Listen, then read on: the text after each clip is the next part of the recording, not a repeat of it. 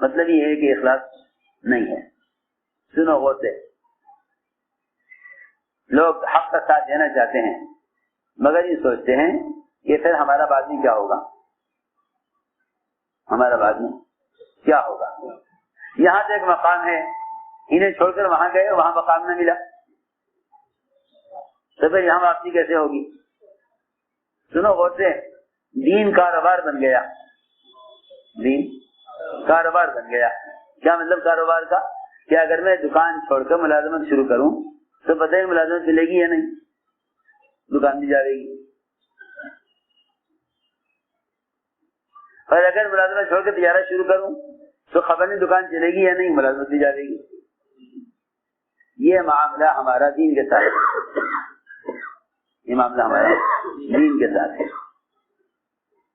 میں نے عرض کیا کہ استقامت مخلصین کو ہوتی ہے, وہ حق کو حق سمجھ کر ساتھ دیتے ہیں. چنانچہ مکے والوں نے آپ کو مکے سے نکالا, انصار نے آپ کو ٹھکانہ دیا, انصار نے آپ کو ٹھکانہ دیا, انصار نے آپ کو ٹھکانہ دیا. اور ٹھکانہ ہی نہیں دیا بلکہ انصار نے سارے یہود و نصارہ سے اور سارے کفار اور مشرکین سے سب سے دشمنی مول لی, آپ کو ٹھکانہ دے کر اور آپ کی مدد کر کے. اب نصرت کرنے والوں کا بھی اللہ ایک امتحان لیتے ہیں کہ یہ نصرت کرنے میں مخلص ہیں یا نہیں, نصرت کرنے میں مخلص ہیں یا نہیں.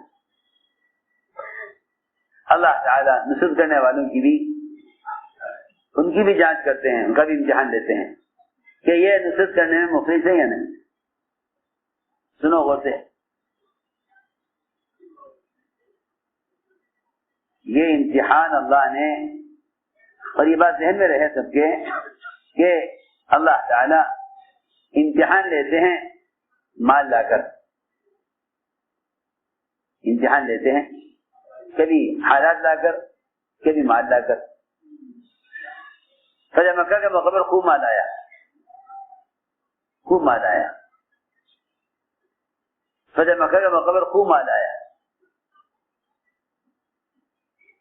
مگر انصار کا امتحان ہونا تھا. انصار کا امتحان کہنے کا, جب بیچاروں نے اتنا کچھ کر لیا, جب انصار نے اتنا کچھ کر لیا کہ سارے عرب سے دشمنی مول لے کر آپ کو ٹھکانہ دے دیا. میری بات توجہ سننا ذرا, ضروری بات ہے. اب آگے کیا امتحان؟ اللہ اکبر. آپ نے انصار سے اگلا امتحان اس کا لیا کہ تم میرے بعد بھی کام کرتے رہو گے یا نہیں. اب تک کی نصرت میں تو انصار امتحان میں کامیاب ہو گئے, لیکن میں اپنے بعد کے لیے ان کا امتحان لینا چاہتا ہوں کہ میرے بعد کیا ہوگا, میرے بعد کیا ہوگا. آپ نے فرمایا کہ انصار سے کہ میرے بعد دوسروں کو تم پر ترجیح دی جائے گی, میرے بعد دوسروں کو تم پر ترجیح دی جائے گی. تو ان سے اس بات کا عہد لیا کہ تم کام سے پیچھے نہیں ہٹو گے, تم کام سے پیچھے نہیں ہٹو گے. میرے بعد دوسروں کو تم پر ترجیح دی جائے گی, تم کام سے پیچھے نہیں ہٹو گے. یہ نہیں عہد لیا تھا کہ میرے بعد تم نماز نہیں چھوڑو گے, روزہ نہیں چھوڑو گے. اس کی میری بات دھیان سے سننی پڑے گی. اس کا اندیشہ نہیں تھا کہ یہ دین چھوڑ دیں گے, اس کا اندیشہ تھا کہ یہ کام کا میدان چھوڑ دیں گے, کام کا میدان چھوڑ دیں گے. اس کا اندیشہ نہیں تھا کہ دین چھوڑ دیں گے. اس لیے فتنوں کے زمانے میں کونا پکڑ کے عبادت میں لگ جانا کمال نہیں. فتنوں کے زمانے میں کونا پکڑ کر عبادت میں لگ جانا کمال نہیں, بلکہ صبر اور برداشت کرتے ہوئے ذمہ داری کو پورا کرنا میدان میں رہ کر یہ کمال ہے. سنو توجہ سے. آپ نے انصار کا امتحان لیا, آپ نے انصار کا امتحان لیا اور بڑا سخت امتحان لیا، بڑا سخت امتحان۔ یہاں تو ہم سب کی طبیعتیں ہیں، اللہ ہمیں معاف فرمائے، کہ تھوڑا سا کرنے کے بعد دیکھتے ہیں کہ بھئی ذمہ داروں نے ہمیں کیا درجہ دیا، ذمہ داروں نے ہمیں پوچھا یا نہیں پوچھا، کھانے میں بیٹھے تو ہمیں بلایا یا نہیں، مشورے میں بیٹھے تو ہم سے رائے لی یا نہیں، بیان کا موقع آیا تو ہمیں بیان کا موقع دیا یا نہیں۔ ہر آدمی سوچتا ہے کہ میں اتنا جلا کہاں پہنچا، اتنا جلا کہاں پہنچا۔ صحابہ کرام اپنے اخلاص کی وجہ سے وہ اللہ اکبر کتنا بھی چل لیں مگر وہ یہ چاہتے تھے کہ دنیا میں چھپ کر رہیں۔ میں مثال دیتا ہوں چھوٹی سی، دو آدمی حضرت سلمان فارسی رضی اللہ تعالی عنہ کی زیارت کے لیے چلے، سفر کر کے، کون؟ دو آدمی سلمان فارسی کی زیارت کے لیے ان کے علاقے پہنچے، وہاں جا کے پوچھا کہ بھئی ایک صحابی ہیں سلمان فارسی، اللہ نے لمبی عمر دی، تو لوگ زیارت کے لیے آتے تھے کہ صحابہ میں باقی رہ گئے ہیں۔ سلمان فارسی پوچھا آگے محلے میں سلمان فارسی کا مکان ہے، ہاں یہ ہے سامنے مکان، سب جانتے تھے۔ وہ دونوں کے دونوں ان کی زیارت کے لیے آئے، اور سلمان فارسی وہ صحابی ہیں، سلمان فارسی وہ صحابی ہیں کہ جب حضور اکرم صلی اللہ علیہ وسلم ان سے بات کرتے تھے تو کوئی تیسرا شریک نہیں ہوتا، اتنے معتمد اور اتنے قریب۔ غزوہ خندق سلمان فارسی کے مشورے پر ہوا، یہ اسلام میں پہلی جنگ ہے جو خندق کھود کر لڑی گئی ہے، کیونکہ یہ ایرانیوں کا طریقہ تھا اور یہ ایران کا ہے۔ ان کے مشورے پر خندق کھودی گئی، کون؟ ہر موقع پر ساتھ، اللہ اکبر۔ کسی کو بھی اتنا قریب نہ بتلایا آپ نے جتنے ان کو قریب بتلایا۔ یہ ہم میں سے ہیں سلمان بن عادل بھائی، دیکھو تو صحیح، کون سا کام ایسا نہیں ہوا ان کے ساتھ جو ان کے اللہ کے رسول سے انتہائی قرب کا اور اللہ کے رسول صلی اللہ علیہ وسلم سے انتہائی اعتماد کا اور قرب کا موقع ان کو نہ ملا ہو۔ جب وہاں داخل ہوئے ان کے گھر میں یہ دونوں زیارت کے لیے، تو آ کر کہا کہ السلام علیکم، اے رسول اللہ صلی اللہ علیہ وسلم کے صحابی کہہ کر سلام کیا۔ انہوں نے کہا کہ نہیں بھائی، میں تو صحابی نہیں ہوں، میں تو صحابی نہیں ہوں۔ کیا آپ صحابی نہیں ہیں؟ صحابی، ہمیں تو بتایا لوگوں نے کہ آپ سلمان فارسی آپ ہی ہیں، آپ کہاں؟ ہاں میں صحابی نہیں ہوں۔ تو دونوں کہنے لگے آپس میں کہ ہم غلط آ گئے، کسی نے غلط گھر بتا دیا، یہ گھر نہیں ہے شاید، ورنہ وہ کیا کہہ رہے ہیں کہ میں صحابی نہیں ہوں۔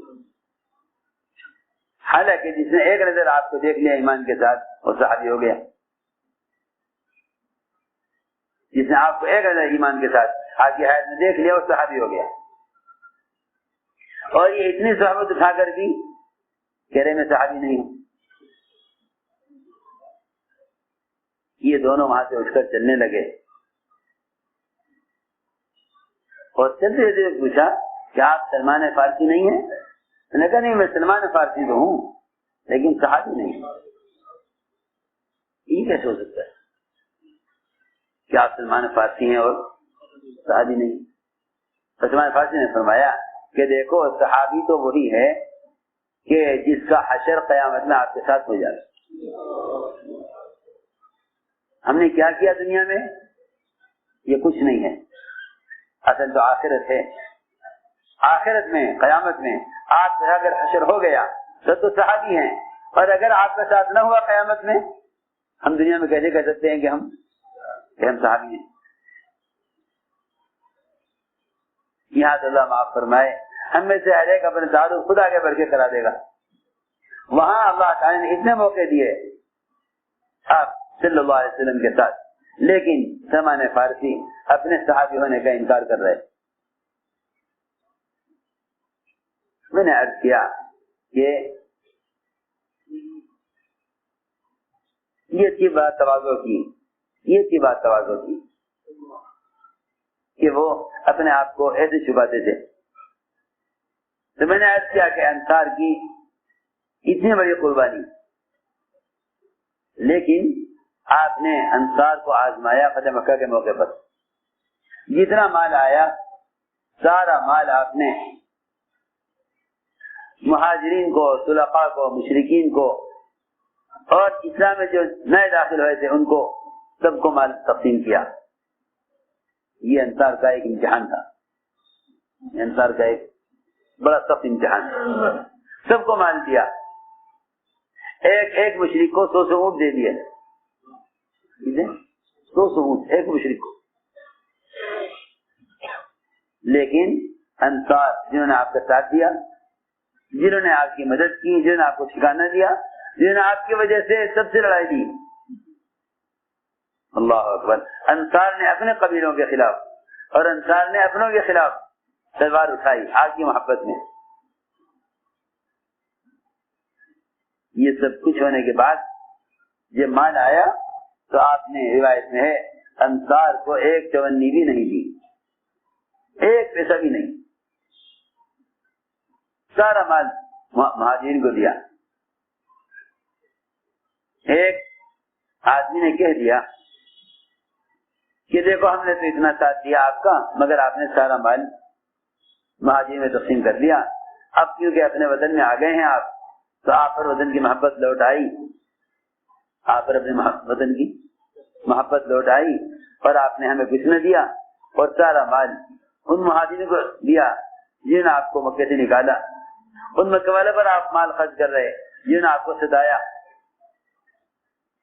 ہم نے تو اپنے کاروبار اور اپنے زمیندارہ اور اپنے کمائی کے سارے نقشے توڑے آپ کی نصرت میں اور آپ کی دین کے تقاضے کو پورا کرنے میں, اور جنہوں نے آپ کو نکالا آپ کی دین کی مخالفت کی اور آپ کو ستایا, آج آپ نے سارا مال ان کو دے دیا. یہ بات کسی نے کہہ دی اور یہ بات کسی طرح آپ تک پہنچ گئی. یہ بات آپ تک, آپ نے فرمایا حضرت سعد رضی اللہ عنہ کے انصار کو ایک جگہ جمع کر لو, اور انصار کے علاوہ کوئی نہ ہو, ایک بھی مہاجری نہ ہو, سب صرف انصار, سب جمع ہو گئے. آگے عرض کیا کہ انصار مجتمع ہیں سب, آپ تشریف لے گئے, جا کے انصار نے بیان کیا